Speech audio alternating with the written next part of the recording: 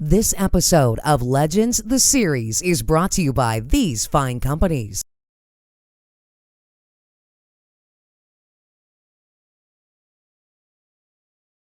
You know, when you're 16 or 17 or even younger, it's a whole lot different than it is when you're older and you know what you're supposed to do. That was a bad mistake on my part. I had a little run-in with one of my ex-friends that was bugging me for a long time, and one night we decided to just duke it out. Unfortunately, we were on the main street of Lubbock, Texas, and across the street the cops were waiting for us to do that. And they managed to tell me that you're going downtown and we're going to sign you up. So that was a bad one, and I regret that to this day just because it happened. But that's what kids did in those days. That's what it was all about.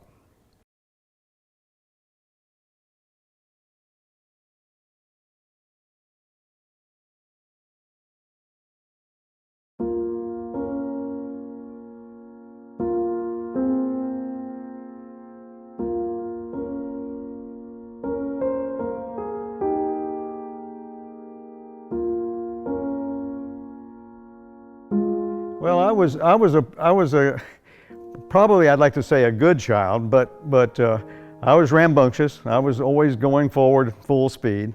Loved sports, loved football, baseball, and basketball from the time I could basically throw a baseball or a football, to be honest about it. Used to play catch with my dad out front in the yard all the time, either with a baseball or football. Had a basketball goal in the driveway and did that.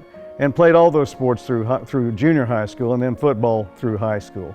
So I was into the competition side of things. That's what drove me, that desire to be the best that I could be and to enjoy the fruits of winning whenever that did happen. So really, in all honesty, between cars and sports, that pretty took up most of my time.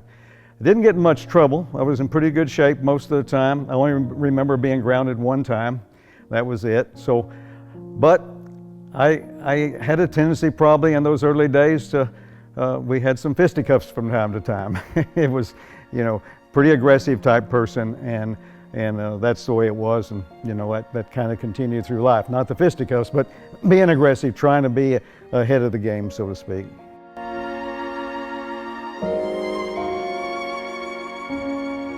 In Texas, growing up in Lubbock, cars, sports, and sometimes girls was kind of the lineup that you had. And we all had hot rods for the street. They weren't hot rods like you think of a 32 Ford. For instance, I had a 57 Thunderbird with three two-barrels on it. Then I had a Chevrolet 348, three two-barrels on it. And we would race those things in Hobbs, New Mexico, and Amarillo, Texas, and around the area. Besides, not supposed to, but on the streets too. So I started out just into cars and sports, and that's what it was. Drag racing happened to be in that part of the country because there was no NASCAR. There was nothing else. That's what we did as kids. And started going to Amarillo, Texas in probably 1966, 67 in that area. And that's how it started for me, was just getting exposed to those kind of cars and that way of life. Growing up, that's what we did. I grew up in a family that, especially from my father's side, God bless my mother and my father, but my dad was really my mentor. He was exactly, let's put it this way, I'm exactly like he was in the sense of always being aggressive and trying to be the best that you could be. He was in the clothing store business, Lavines Department stores, and at that time he was the manager of the store in Lubbock, Texas. So I worked a lot. Every holiday I was working. Every weekend that we weren't playing football or something for the teams, we were working. So I grew up in a business atmosphere. Our dinner table at home was like this.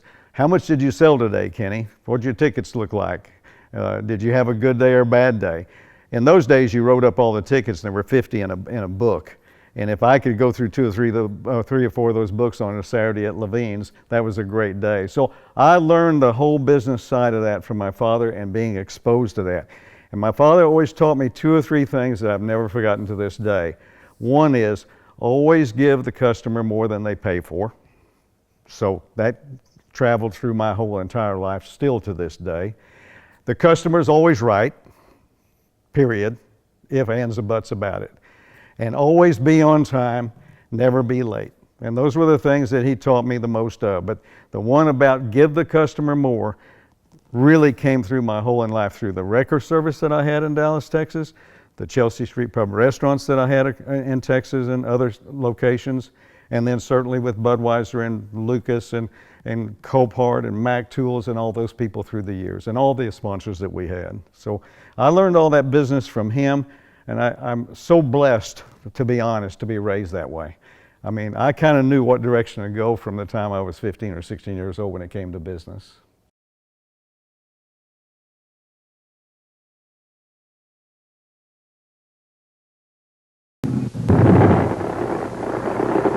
This is Kenny Bernstein. Bernstein, as we told you, out of drag racing for some 5 years. Prior to that, he had driven top fuel dragsters and funny cars both.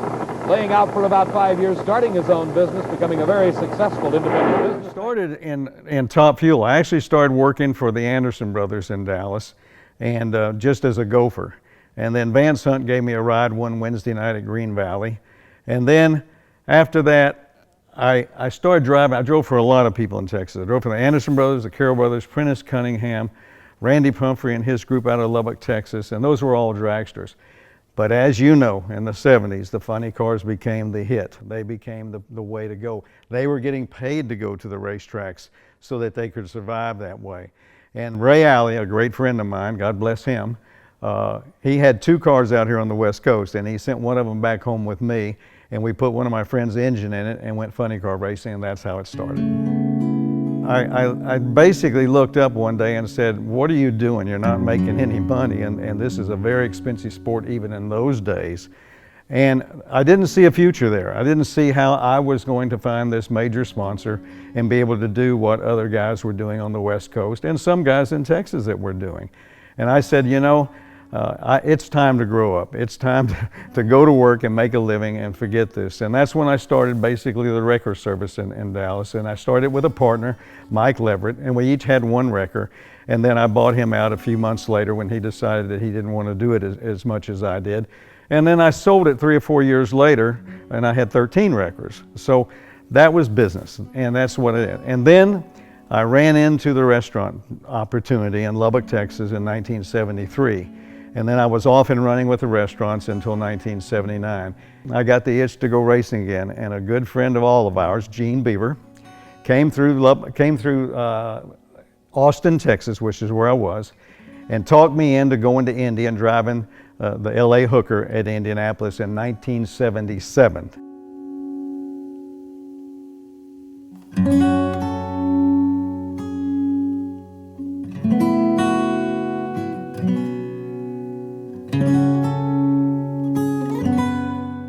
First time I'd been in a car since 1970. And we went up there, didn't qualify, but I have to admit I was hooked again. So in 1978, I decided to go funny car racing, but on a limited basis. And I actually worked a deal out with Ed Pink Racing Engines, and Ed basically had the car here in California and put it all together and everything. And then we went racing. In '79, Leroy Goldstein and I went off on our own. And I gave it 1 year of 1979 to run all the national events and the IHRA and NHRA events. And if I could come up with a sponsor for the 1980 season, then I would go on with that if it was worthwhile and sell the restaurants, because I always in my life wanted to go racing. And this was probably the only opportunity I thought that was going to happen. 2 of the best funny cars in the country meeting at State Capitol Dragway in Baton Rouge, Louisiana.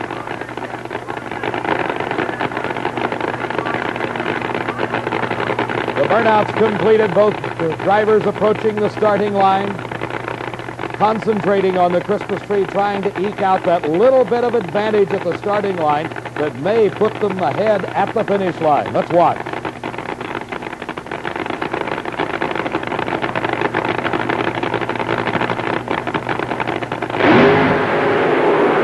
John Force out first, but something goes wrong, and Kenny Bernstein wins his first ever NHRA national title. Dave, absolutely one of the most beautiful cars in all of drag racing in any category finds the winner's circle here at the Cajun Nationals. Its owner, its driver, a businessman racer, Kenny Bernstein, making his first visit to glory NHRA style. Many, many years ago, he raced as far as runner-up, retired from racing to become a very, very successful restaurant and bar owner throughout the Southwest. Congratulations, Kenny Bernstein. Just great, just super. Were you a little sick there for a moment when Forrest was out in front of you? Well, yeah, you know, the car left pretty good, and then it seemed to get the tires loose again, and I was wondering for a second we were going to get back around him, but then she took off, and I don't know what happened to him, but we're here, and that's what counts. Well, congratulations to you. You've brought a lot of class to this sport. Not only your race car, but your transporter. Everything you do seems to have that, just that touch of class and polish. Well, that's a super compliment, Steve, from you and anybody else, and I really appreciate that. We like to do it that way. We think that the sport deserves it, and we think, just like I did 5 years ago when I quit, if I couldn't go back into it first class and really do it the right way, I just wouldn't do it, and I appreciate the compliment because it makes me feel great. A lot of people don't know this, but you're the 1979 IHRA Funny Car. Yeah, how about that? Huh? Warren Johnson once told me that he enjoyed racing at the IHRA because it taught him how to win. Mm-hmm. Would you say that was a similar thing? Oh, I don't know. I just know we wanted to race. You know what I'm saying? I had been out of racing since 1970 basically, and I just wanted to race, and if I could, that was great. And if this thing worked out with Budweiser for the 1980 season, that's even better. So we ran all the NHRA and all the IHRA races in 1979. And Leroy Goldstein was my crew chief, and God bless him. And we won this IHRA thing, which just blew me away. But we did do that, and as you say, most people don't even know that. But that was no walk in the park when you consider No. you had to race against guys like Dale Pouldy, Yeah. Raymond Beadle, Yeah. and other top name drivers. All the same cars that ran the NHRA came over there, because in those days we only had 7 or 8 NHRA races, and you had 8, I think, IHRA races. So that's 15 or 16 races is all it was. It wasn't like trying to run 24 plus another 20, you know, with IHRA, if that was the case. So it wasn't that hard a schedule to do. And if we weren't doing that, we would be match racing anyway. So it made sense to do that. Winston was a big part of that too. I got to remember that. Jeff Bird, God bless him, rest in peace, and Ralph Seagraves. I mean, they were mentors of mine to begin with. They helped me a lot in the beginning of that. And so going over to IHRA, that's where they started. NHRA they came over to later, but IHRA was their bailiwick at that time, and NHRA was too, but IHRA is where they started. So we ran both very easily, and we had tremendous wholesaler support across the country, and that group as well as the NHRA group. Now, when we look back on that era when you came in 1979, you're from the drag racing. Some people consider it a mecca, but some people didn't. To include Raymond Beadle, Right. Billy Meyer, Yeah. and Richard Tharp, all of you guys out of the same area. How did you find your niche in such a cast of colorful characters? Not only the same area, only the same shops. We were in Reeder Road, basically, in Dallas, and we all had shops there. Mike Burkhart was on the corner there with 3 funny cars. Higginbotham drove for him, did a great job. And then you had Raymond, like you say, with Harry Schmidt to begin with, and that group, okay? I mean, they were all right there. So, you know, it's just where we gathered in Dallas. That's what we did, and so we were all friends. I'll tell you a story no one hardly remembers or even maybe knows. Raymond Beadle and I went to school in Lubbock, Texas together from grade school, junior high, and high school. He was a year ahead of me, but we went to school the whole time there. So I knew Raymond for a long time. In fact, it really surprised me when I saw Raymond driving a funny car later in life, because he never showed any interest in high school like I did. He just was another guy, had a hot rod, but it wasn't that big a deal. So he had great success also, as you know. And Richard's Richard. I love Richard. He's a character, and he's a good guy, and he's colorful is correct. And attention now shifts to the starting line for the quarterfinals in funny cars, pitting Kenny Bernstein of Louisiana in the far lane, Ron Harris of Pennsylvania on the near side, as they come up in the staging area to toe the line. 2,200 horsepower under the hoods of these plastic body cars. I gave it 1 year in 1979 to run all the national events and the IHRA and NHRA events. And if I could come up with a sponsor for the 1980 season, then I would go on with that if it was worthwhile and sell the restaurants, because I always in my life wanted to go racing. And this was probably the only opportunity I thought that was going to happen. And lo and behold, Dan Brown, a great friend of mine in Austin, Texas, the Budweiser wholesaler, and Bill Williams, who's not with us anymore, they basically powered my way up to St. Louis and got me in the door. Took about almost 8 or 9 months to talk them into it. but finally got them to sign on the line, so to speak. In 1980, the Budweiser King was evolved. I sold the restaurants, which I really had to do because there was beer in those restaurants and liquor and food. You couldn't take money from a beer company and have a license either at the same time. It's like payola. But I was going to sell them anyway because I was going racing. And if it worked out, fine. If not, I always knew I could go back to selling pastrami sandwiches somewhere. So that's how it all started. The legend is out there. I don't know if it's, one of those urban legends or whatever that Kenny Bernstein rolls into the Budweiser corporate offices and fires up his funny car.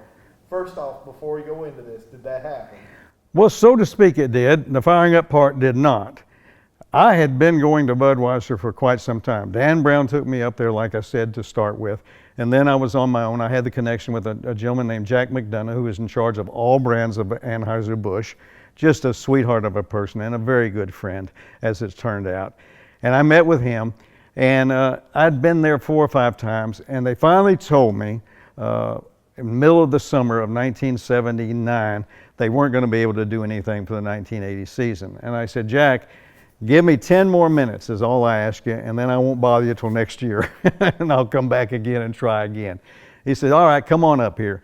Well, we were racing in Baton Rouge, Louisiana that weekend on Friday, Saturday, and Sunday as usual, and it got rained out on Sunday, and they rescheduled the race for Wednesday. My meeting in St. Louis was Tuesday morning. So we were in Baton Rouge. We loaded up everything. We hoofed it up to St. Louis. Sunday night, got there Monday morning. I spent all day Monday cleaning everything up. And unannounced, and I didn't tell Jack or anyone this was happening, we took the big rig, which we fortunately had an 18-wheeler, and it was beautiful. It was black with Chelsea King on it. And we rolled it into the parking lot at 6 in the morning before anyone showed up and unloaded everything. The car unloaded just like we were at a racetrack. And then I walked into the office at 8 o'clock, and I said, Jack, look out your window. And he looked at it and said, oh, I didn't know you were going to bring that.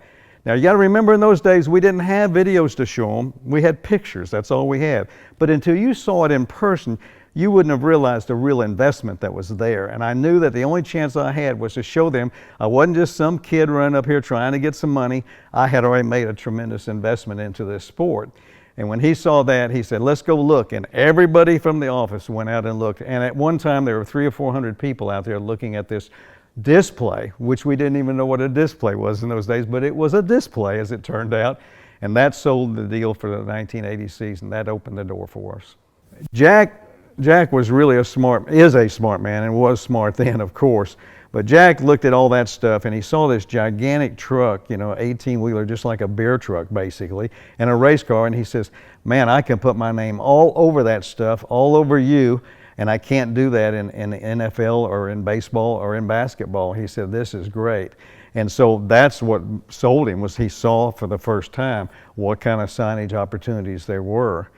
And to go on with another quick little story, that first year of 1980, I talked Jack into coming to one race. I said, you have to come to one race for me and just see what it's all about, so you know what it is that you're talking about when we talk again for the future. So he came to Denver, and he came out there, and I said, okay, Jack, I want you to just go sit in the stands and talk to the people and listen while when we come up there to run and all this type of stuff. And when he came back, he said, this is our customer. This is our Budweiser customer. We can get rid of all the other sports we have, but we can't get rid of this one. And that was a great sale for us, and he was smart enough to see that, and that's how it all kept going. Did you get what kind of money you were asking for?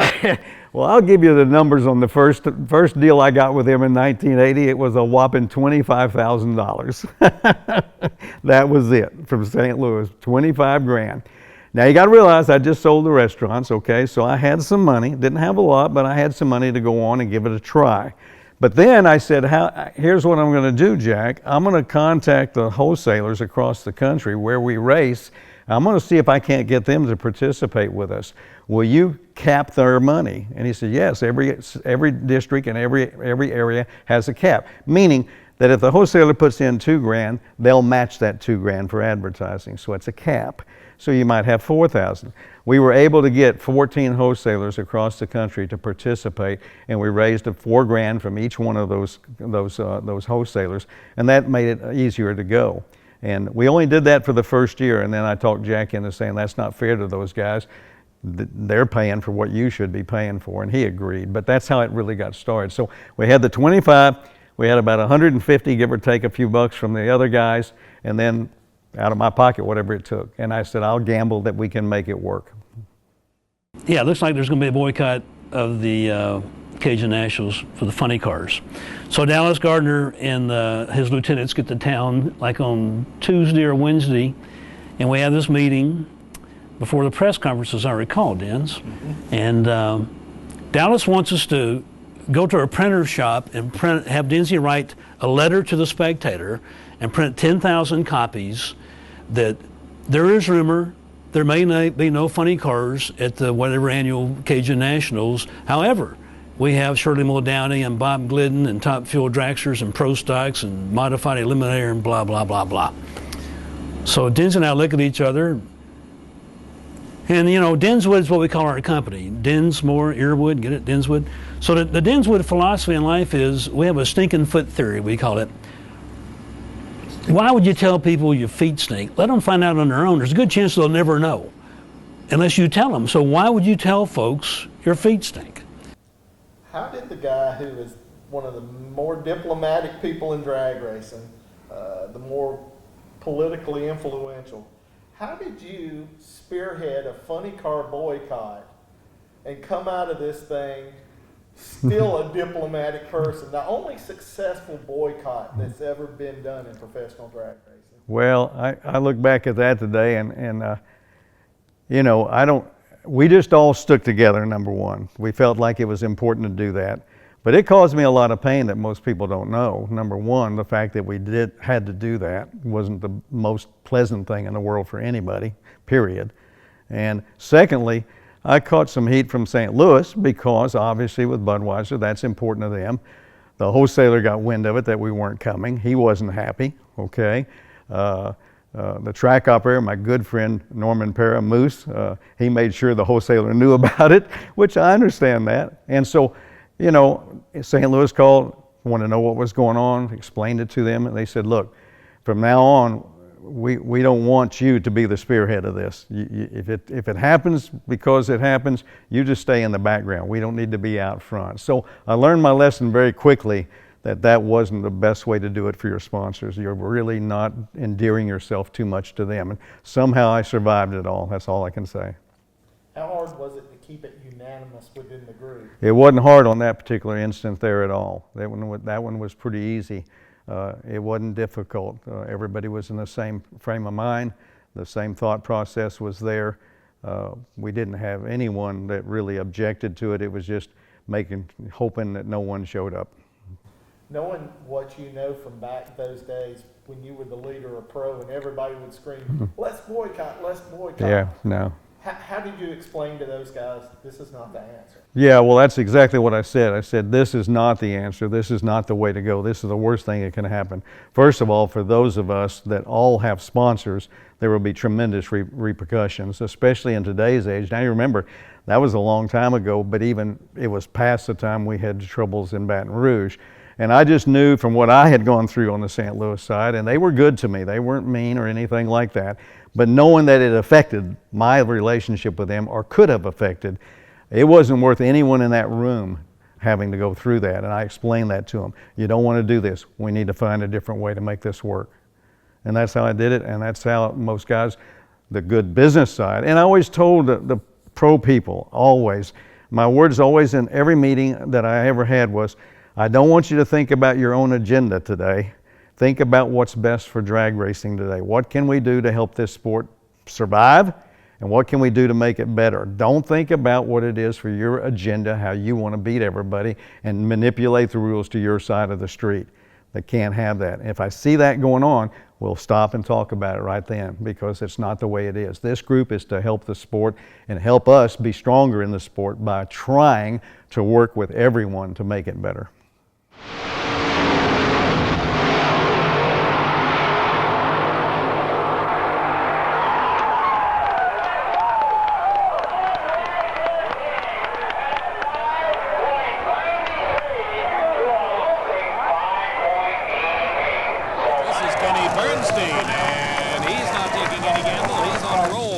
run. He knows exactly his capabilities and those of his car. His crew chief, Dale Armstrong, has it prepared very well.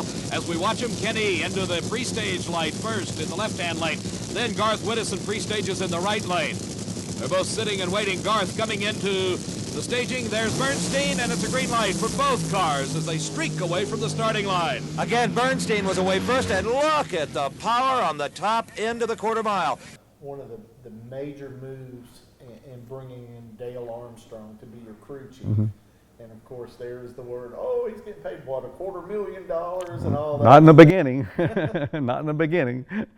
What was it about Dale Armstrong that really made him the perfect guy for Kenny Bernstein? Well, first of all, I've got to give the total credit on getting me in that direction to Ray Alley. Ray was my crew chief in '81, and we had great success. We actually went into Indianapolis with only 2 races left, leading the points at that time ahead of Raymond Beadle. Most people don't remember that, but we were. And then we folded up the last 2 races and cost us a chance to win. I think we ended up 3rd. But Ray Alley had decided not to continue on. He didn't like the traveling. He didn't want to do that. And he says, but I'm going to find you a good crew chief.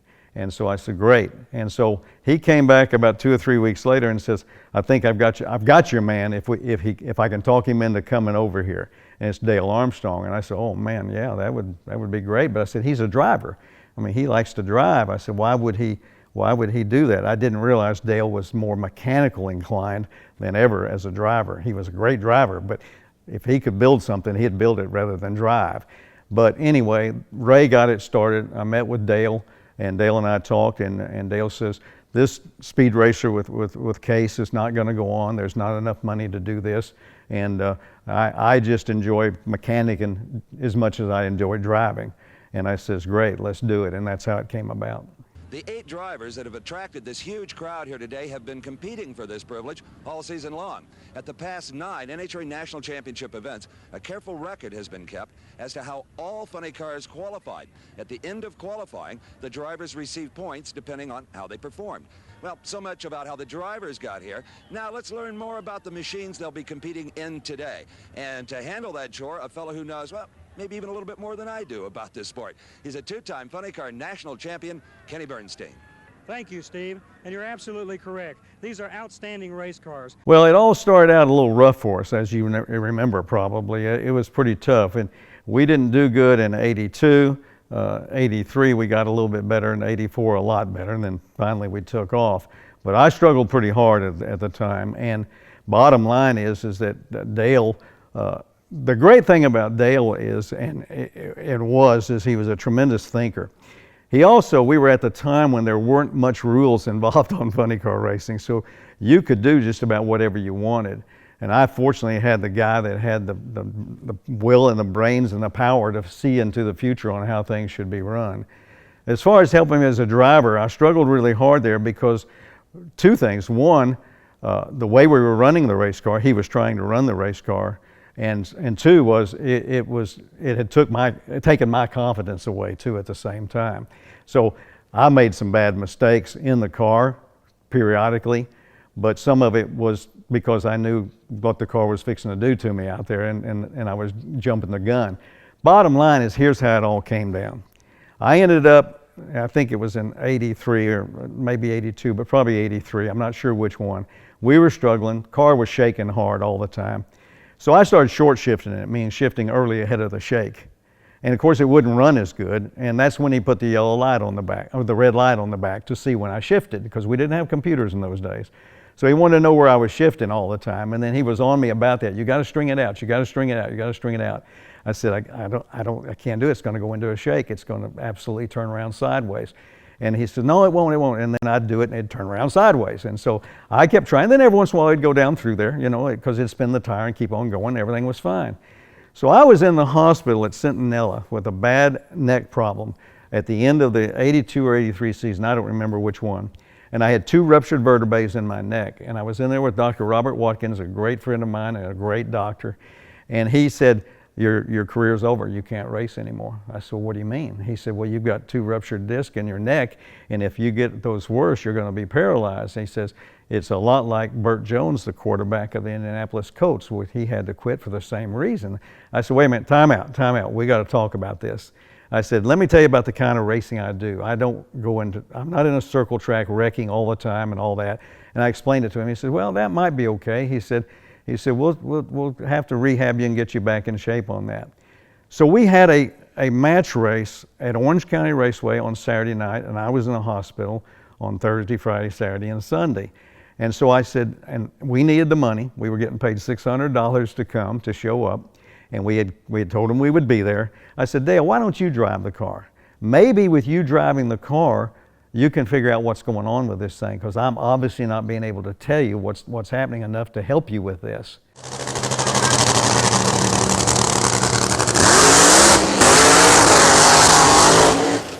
And out of the burnout box, the Budweiser King. Not with Kenny Bernstein behind the wheel, but with Dale Armstrong. And he said, I said, no, Dale, you really do need to do this. I said, one, we need the money, and two is it'd be good for you to find out. So he said, okay. So I didn't hear from him Saturday night at all. I didn't think much about it. I figured I would, but I didn't. But Sunday, he comes in Sunday afternoon. He says, he looked at me on the bed. I was laying there in traction. He says, well, we can't run the car the way I'm trying to run it. And I said, what? He says, can't do it. He said, there's no way. He says, I went out there. It shook so hard, I absolutely turned it almost upside down. Sideways, upside down, on two wheels. He says, unbelievable, Kenny. He says, terrible. He said, I parked it, would not drive it the rest of the night. We cannot run the car that way. I'm trying to do something that we can't do. And that's what put the light on right there. Thank goodness. In one way, I'm happy I had a neck problem. I was in the hospital because I had never gotten in the car, and I don't know if we'd ever got to the next step or not. And so, fortunately, Dale saw that, made big adjustments to the car, a whole different way of running it, and the rest is history. And that gives an easy run to Kenny Bernstein in his Ford Tempo-bodied entry. This car has been in the wind tunnel, and it's got a lot of developments that Kenny says are going to make it one of the fastest funny cars ever built. Bernstein giving credit to his crew chief Dale Armstrong, also one of those teams using the onboard computer. Into the staging beams, both cars leave on a green light, and it's a very close race. Kenny Bernstein in the near lane begins to pull away, and a tremendous run. And ladies and gentlemen, 260 miles an hour by a funny car as Kenny Bernstein shatters all performance standards for speed. And crew chief Dale Armstrong receiving the congratulations.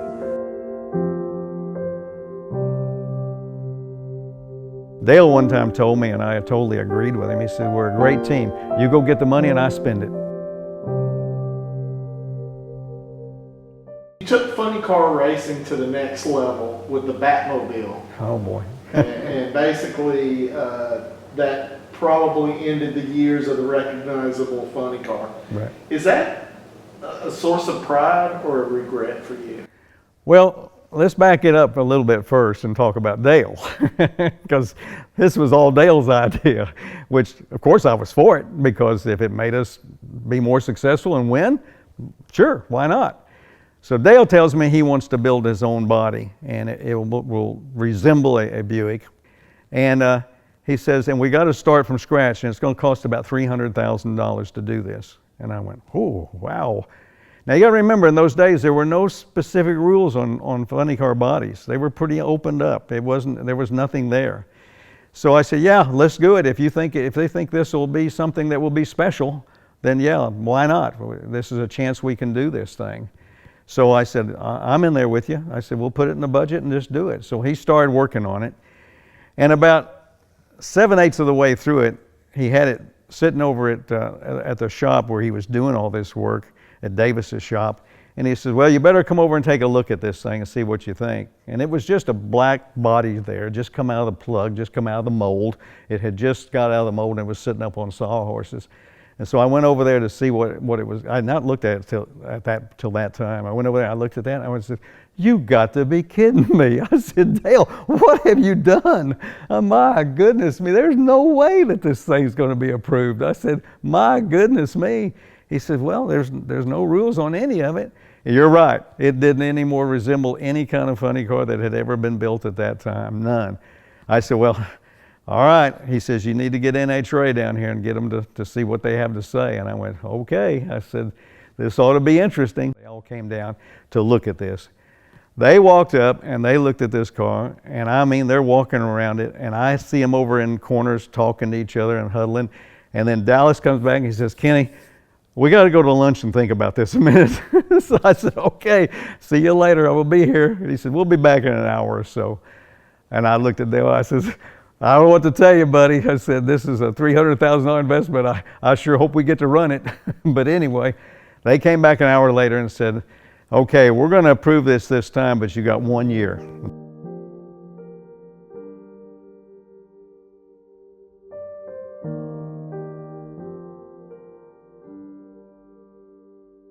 After that, we're going to come up with some rules that will solve this continued evolution problem that's going on. And I said, 1 year. I said, I've got $300,000 invested in this thing. They said, that's all we're going to do. That's it. So that's what we got, and that's what we had. And yes, it was completely different than anything, and it blew me away. I had a bigger problem than NHRA. I had a problem with Buick, trying to convince them that this was going to be one of their cars, resemble one of their cars they were making production out of. And that wasn't easy either. But when it came to winning, everybody made an exception to the rule, and that's what happened. 5.48 seconds. No one had ever officially traveled a quarter-mile quicker in a funny car. The quick get quicker. World champion Kenny Bernstein, who already owned the national elapsed time record at 5:48, has lowered it to a 5.47. He still needs that required 1% backup run. Indicating they're ready. The starter throws a switch, a flash of amber and green. And Bernstein just drives away. The quickest elapsed time in the history of the sport, 5.39 seconds. Mike Dunn has run over 273 miles an hour. Oh, a great start for Bernstein. And Mike Dunn explodes an engine. But Kenny Bernstein runs the quickest elapsed time in the history of funny car racing, 5.36 seconds. Bernstein in the far lane. Oswald in the near lane in a great race. Bernstein begins to pull ahead and wins by over a car length. Kenny Bernstein, once again, the dominant force in funny car racing. Darrell Gwynn, well, Pomona has been very good to him. He's won 4 times over the last few years, including the Winter Nationals in '86. No love lost in this match race. Nothing Bernstein would like better than to outrun Gwynn, but he's got a new motor. Can he do it? That's right, a big question mark at the far lane. Bernstein away first. It's Bernstein. Identical elapsed times, 5:01, the best we've seen today for both drivers. Why did you go back to Top Fuel? It's funny on that, Dale and I hadn't talked about it at all. It was one of those deals that the way things came up with Dale a lot of times, he'd been thinking about things for maybe 6 or 7 months, not say a word till he was ready to pull the trigger, and then walk in and say, what do you think about this, you know? And that's how we kind of operated. Or I'd go to him and say, what do you think about this? But I was more spontaneous. He was more of a thinker and a prodder of looking at all the angles on it. Me, I just, yeah, sounds good, let's do it. So I was thinking about Top Fuel in my mind because of 2 things. One, we had accomplished, fortunately, a whole lot of things in funny car racing. Number 2 was Top Fuel, we thought we could compete over there, and no one had won in both. And 300 miles an hour was going to come sometime the way it was looking. I mean, they were running 290 then, 289, stuff like that. And we didn't think about 300 the way we did the closer we got, but it was certainly something that was out there. And Dale came to me and said, what do you think about going to Top Fuel race? And I think we ought to go over there. And I said, yeah, I'm good with that. I said, let me get some approvals from Budweiser. I said, yeah, I'd like to do that. It would be a good challenge. I started in dragsters back in '68 and '69. And I said, yeah, I think that would be good. I'd never driven a rear engine car, but I said, yeah, let me see if I can get it sold to St. Louis, see if Budweiser will go for it. And they did, and whatever we wanted to do, they understood. It was still exposure. And I told them, what we liked about it a lot was this, the most we liked about it, besides everything I've talked about, was that on Sunday, if you won the Top Fuel race, you were the king of the mountain that day. Even though there were other classes, and I'm not taking anything away from funny car because we won a lot there and we were very proud of that. But winning in Top Fuel, man, you're the quickest and fastest, so that was good. So we felt like that was a challenge that we would like to have. More of a challenge than anything else is what motivated both of us. Bernstein is receiving the adoration of a thrilled crowd, which just witnessed the making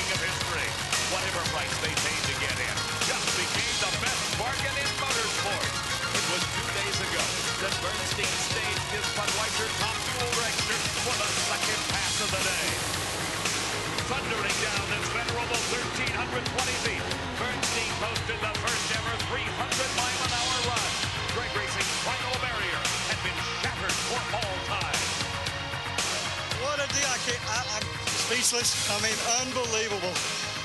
Dale, West, the Budweiser King team, you can't say enough about them. They just keep coming at it. 300 miles an hour. I can't believe it. 301. It's a dream come true, believe me. I can't say enough about NHRA and the preparation of the racetrack. It took perfect conditions to do it, believe me. But I can't believe this. The record elapsed time as well at 482. Oh, my God. Icing on the cake. You didn't tell me that one. I'll save it now. Oh, Lord, what a deal. $50,000 goes to Kenny Bernstein. Gaining that first 300 mile per hour achievement was to you? Well, you know, everybody was beating on the number. We were all running 96, 97, 95s right there. We didn't know what was going to happen that day in Gainesville. Never even discussed it. It wasn't one of those deals we went up there and said, this is it. This is the one that's going to happen. It wasn't anything like that. We went up there to run hard to get #1 qualifier, and whatever it ran, it ran. When it was over with, I realized it was important, but I didn't realize how important it was. It was certainly something that was we weren't naive. We knew it was a heck of a deal, okay? Where I really knew it was important was, and I realized this, but didn't realize it to the degree that I did that next week. I went to a NASCAR race in Charlotte, I think it was. And when I was at the NASCAR races, I would go up on the roof and do the spotting for the team, for Ricky Rudd or Brett, whoever was driving. That time it was Ricky. And so I was walking up the stairs, the front of the stands, and you got to walk all the way up to get to the elevators to get up on top. And everybody, as I'm walking up, is hollering at me about 300 miles an hour and clapping and congratulations. I mean, the whole stadium, the whole side over there. That's when I realized how far that our sport had transcended over into NASCAR and vice versa, which meant it had gone a lot of other places too. And that's the first time I realized how important or how big that 300 mile an hour was. It was a pretty special day to walk up through there. I didn't know if the people knew who I was, and all of a sudden they're hollering the king of speed and this and that and the other, so it was pretty neat. I look back on it now and go, you know, it was very special, still is today. You being the forward thinker that you always were, or appeared to be, drag racing had a live broadcast. Do you think before that event, wow, how great this would be for the Budweiser brand if we got on TV with this live video, and then the accident? Can you take me through your thought processes for that whole? Well, I always looked at any kind of exposure for Budweiser was the deal. I mean, that's why we named it the Budweiser King, and it wasn't Kenny Bernstein's car. I mean, my words to Jack up in St. Louis was, he said, why do you want to name it the Budweiser King? I said, King of beers, Budweiser King, just makes sense. And not only that, people will remember the name Budweiser King. They might not remember Bernstein. I don't care if they ever know who I am. As long as they know Budweiser, you're the one paying the bills, or so to speak, paying the bills. That's what we need to do. So any exposure that we could get for Bud that was good, we wanted to do that. So we worked hard at doing that in all areas. And if it happened on race day, so be it. Tell me about that. Well, we got to the finals, and we were running really good, and we were running my good friend Joe Amato, which is always tough. And, you know, it was just going down through there nice. It was trucking hard. I mean, we had a little bit of a lead on Joe at that time, and right before the finish line, I don't know how far from the finish line, but not real far, all of a sudden this baby just turned sideways. It was a big boom, and then it was completely sideways. And as it's going sideways, and I mean, it's hole in the mail. We're close to 300 right then at that stage of the game. And I just said, man, as I always did in every wreck I had, I said, oh, please don't hit the wall real hard. Just go down the racetrack. Just slide down that rail all the way to the end. But it didn't. It backed into that wall and went over the top of the wall. And the engine went one way and I went a different way. And I was dazed. I was dazed for a second or two. I remember Steve Evans putting a mic in my face when I was trying to get out. Kenny Bernstein is indeed out of the car. They were going to cut the roll cage off. Kenny said, I'm okay, let me out of this thing. Kenny Bernstein is a very fit man. He works out at the gym, he runs. Kenny, You are indeed okay? I'm okay, Steve. Tell everybody I'm fine. I'm bell rung a little bit. Kind of feel like a NASCAR Cup car driver here at Atlanta, but not too bad. And I wasn't all there at that particular time. That's the only time in all of my driving career that I got knocked goofy and didn't have any pain. I just got knocked out, basically, is what happened. When I hit the wall, I don't remember anything of this flying over. I just remember the next thing, the microphone in my face. That's all I remember. Did you even have an opportunity to get scared? No, you never have an opportunity in a race car to get scared. When it goes out of control and it goes to a point of no return, I call it. In other words, you're steering it as hard as you can, trying to keep it from doing whatever it's not supposed to be doing. But then there's a point of no return no matter what you do. I just let go of the steering wheels and put my hands back up underneath my armpits because I didn't want my arms flying around or anything like that. And then the next thing I knew, it was backwards, and the next thing I knew, honestly, was Steve trying to interview. Yeah. This started an era, and I don't want to say a trend, where there were some really bad accidents in Top Fuel about that time. Did you ever have the thoughts of, maybe this is getting a little bit too much on the edge? Or No. I always felt like that if you felt like that in a race car, you don't need to be in there, if you have any thoughts on it. I looked at it completely different. I looked at it and said, well, I've had my one big wreck now. I'm good for another 2 or 3 years because the law of averages are on my side now in drag racing. They're not going to happen every week, more than likely. So I always looked at it that way. And I always felt like the faster I could get back in that race car, the better off I would be too. And I also didn't do one other thing that maybe some guys do, and I would suggest not to. I never looked at film. I never looked at the wrecks. I didn't want to see what it looked like. I mean, Dale would look at them. He would study them to try to learn from it. I didn't want to see it. I didn't want that thought in my mind when I started to stage the car. I didn't want that little fuzzy thing coming through my mind saying, ooh, remember that wall? Or something, whatever. Didn't want it to be there. I didn't want to have that vision in my mind of the crash by what I saw on film. So I wouldn't look at any of that stuff. One day I was doing a TV interview right here at ABC, and I'm sitting in the chair like I am now, and the host is beside me, and all of a sudden up on the screen comes this wreck that we're talking about. And I just looked down like this because they were showing the wreck, and I just caught it as it was starting to happen. I didn't know they were going to do it. No one told me. And when it got off, Hill is his name. Hill says, Kenny, you didn't look at that. I said, no, sir, I don't look at those wrecks. I've never seen it before, and I don't want to see it now. So that's just my feelings on it. How did it affect you when Blaine Johnson got killed? Big time. And it's really strange because Blaine and Alan were people we knew, but we weren't close friends. We didn't hang out together. Like, if that happened to Joe Amato, I would have been a basket case because Joe's my friend and my buddy, and some other people too. But for some reason, we were in such a dogfight that year to win the championship, and they were leading, and we had just beat them the week before in Brainerd, Minnesota, and we were itching up on them, and our car was starting to run really good. And it's just something about it, besides the fact that we lost someone in the sport, but it really did affect me tremendously. And I went to the hospital and I stood down there for a long time, and just talked to the family as best I could, and waited, and then found out what happened. And then when I went back to the racetrack the next day, I had all night to think about it, and I go, we got everybody's going to be really down in the dumps out here tomorrow. It's going to be a really tough weekend from this point on. We lost a really good person here and a good competitor and a friend. And I said, we've got a job to do. I've got to make sure my team understands that this thing is going to go on, and we've got a job to do. And so when I got out there, I thought my crew was death warmed over. I mean, they were in the dumps. Nobody was talking. They were, it was just a bad situation for everyone, much less for the Johnsons by all means. But so I got everybody together and I said, okay, guys, we got one or two choices here. We stay like we are right now and we don't do anything. We just go through the motions, or we do what Blaine would do if the shoe was on the other foot. We'd suck it up. We'd bolt down those harnesses. You guys would do your job, and let's go win this championship. History was made in 1996 as Kenny Bernstein in the near lane staged alongside of Doug Foxworth in the Havoc machine. When Doug smoked the tires, Bernstein won the race, and in doing so won the Winston Championship. He did it in grand style, 462 at 310. Yeah, we wanted authority the last 4 or 5 races. everybody knows that we did it in Blaine's honor, and that's the way he would have done it. And I feel that that's the way we went after it, as hard as this thing would go.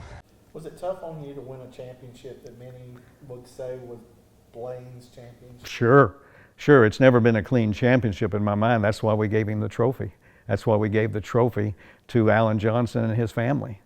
You don't know who would have won that championship. They had the lead. They very well could have won it. Who knows? We might have won it. It doesn't matter. That's immaterial. For my side and our team side of it, none of us want anything to do with that trophy. Not disrespectful. We just felt like it was as much his and theirs as it was ours. So I never even told anybody what I was going to do other than Cheryl. Cheryl's the only one that knew what I was going to do. Dale didn't know. No one else knew. But I wasn't about to take that trophy and not share it with them. Never, no. The drivers drop the hammer in 17 states over the next 10 months. This weekend, Kenny Bernstein begins his top fuel title defense, as well as his farewell tour. Your Forever Red tour, and were you ready to walk away from driving? That's a tough question, Bobby. I thought I was ready. I think I thought that it was time to do that. Budweiser they didn't put pressure on me, but they were interested in knowing when Brandon was going to get in the car because of the age difference in the two of us, and that they were struggling very hard in the marketplace with Budweiser and the young kids. It's a granddaddy's or your father's beer, and that's what was going on at the time, still is today probably for that matter. But they were really concerned about that image of who they sponsored. They never said you've got to do anything, but they let it be known that they would like to see a plan of some kind for Brandon to come about. So I kind of laid out a game plan that was 5 years in advance, from there, and then we came to that time. And I also thought, honestly, at that time, I was okay with that. I really did. I thought, I'm okay with this. I can walk away from driving. So I did, and I was okay with that for a while. Where I really realized that I missed it was the first few times we went to the races. I was standing on the starting line and seeing the car go down the racetrack. Then I said, oh man, I don't know. Then I really realized that when Brandon got hurt and I went back in the car, how much I had really missed that part of it.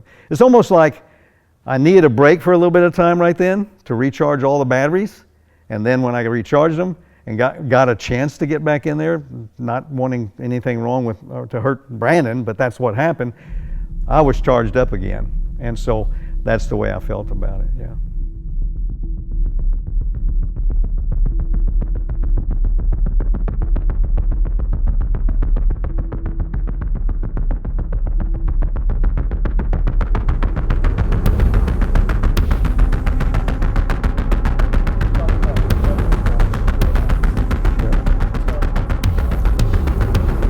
Well, I'd never looked at a film on it either, but I saw it, of course, from behind. But I just saw it crawl the wall and go out into the field on the left-hand side. I saw that. That's about all I really saw. And when I got to him, he was in the car, and they were trying to cut the top off of the roll cage off. And he said, "Dad, my back's hurting really bad." I said, "Then I don't want you to move. Don't do anything right now." I said, "Just tell me one thing. Can you feel your toes? Can you feel your feet?" I said, don't make a big move. Just move your toes a little bit and tell me, can you feel it? And he said, yes. I said, fine. Just relax here. So that's what it was about. It was a long process for him. It was a tough one. I mean, it was a year-long process to get well. He came within, I don't even know how much it is, but Dr. Watkins showed us where in his neck, the bone had protruded into the spinal cord. It actually put a little indent into the spinal cord. He said 95% of the people that have this happen are basically from the neck down, they're in trouble. But he says you got real lucky, very lucky. So that's what we remember. As a father, did you second guess your decision to put him in a race car? I thought about it a lot. I wanted to do one side of me wanted to do what he wanted to do, but I also knew how hard it was going to be that he didn't know, okay? Because when you get hurt in a car, it's a whole different animal than just having a wreck and walking away from it and getting in the car the next week. And he wanted to do it, and I said, well, we'll talk about it when you get well, and we'll see. And he still wanted to, so I said, okay. I would like to have that chance over again for one way or another. I'm glad that he got back in the car and had some success with it, by all means. But I know also how hard it was the first year for him to get comfortable again in the car. So, but I felt like that this is what he wanted to do. It was totally his decision, on doing it. It was my decision whether I said yes or no. And because he convinced me that he was ready to go and could handle it, and we talked about the mental side of it and everything, but I knew deep down it was going to be a hard grind for a while until he got comfortable again in the car. No one could not feel that way, period. Yeah. I believe your last run in a race car was the John Force crash. Yeah. Well, I ran after that. We ran two or three more races. Yeah. Did that affect you? It didn't affect me in the sense that I was worried about getting hurt, okay, in the race car. But it did.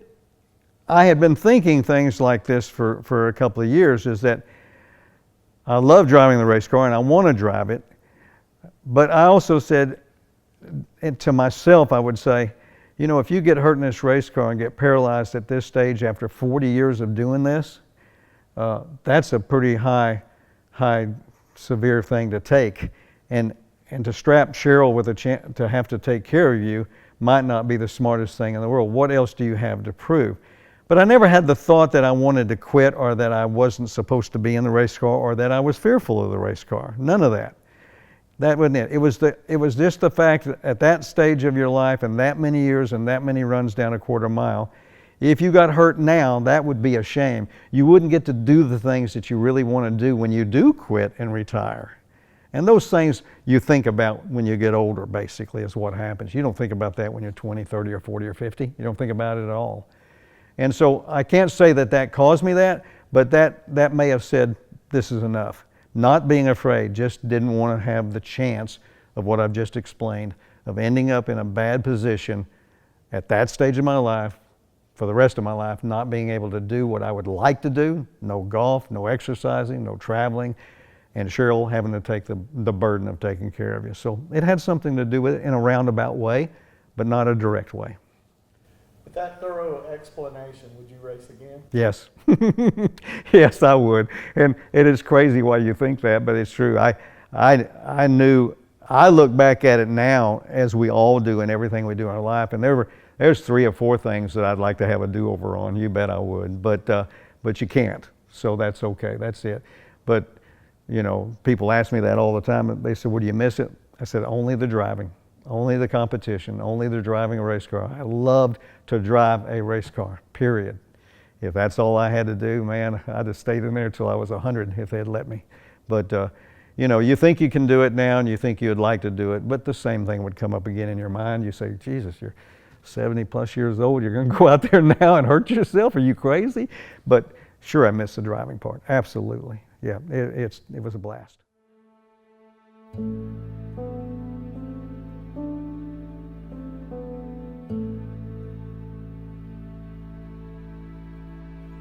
I wish that I hadn't have been influenced so much by the Budweiser wanting a younger driver in the car, and I wish I had stuck it out and stayed in the race car longer. And I told this to several drivers. I told it to John.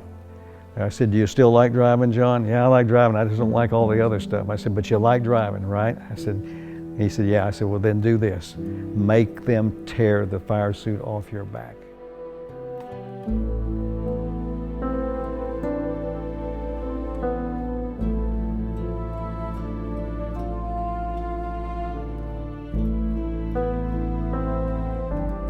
They go, and Foley takes a quick lead, but bobbles, and Bernstein gets sideways. I'm a very person that's at times can be moody. Sure, I don't like incompetence. I don't like to make mistakes because I think you should not. You're going to make mistakes, but it's sometimes you don't need to make those mistakes. You know what I'm saying? But so yeah, I will wear my feelings on the sleeve. I was hard on myself, really hard, when I didn't do good in the race car as a driver. I mean, I was brutal. I walked many a time from the finish line back to the pits because I was so mad and upset with myself.